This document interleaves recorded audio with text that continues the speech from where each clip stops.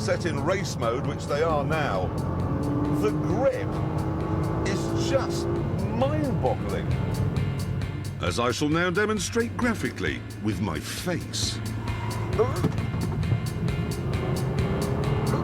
It's turning my voice off. Bloody hell. All I've got is the PlayStation G reading telling me how much damage this car is doing to my internal organs. If my children are watching this now, don't worry. Your dad's not having a stroke.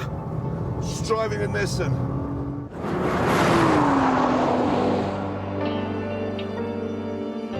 And yet, despite everything, this car produces fewer carbon dioxides than the Jag.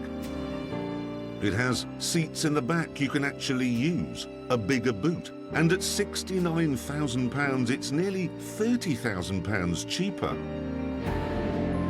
So the conclusion is easy.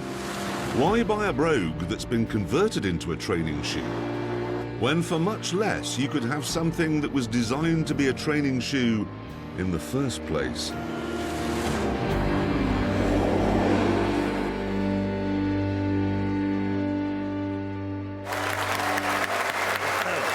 Astonishing, really. It is outstanding.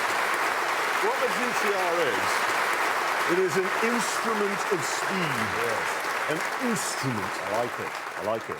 But what about the Jag? Not so good. Well, I don't understand what Jaguar were thinking of, because they must have looked at Aston Martin and thought, right, they make a range of, well, nothing but a range of hardcore front-engine GT cars, so we'll do exactly the same. But you know what the problem is, don't you?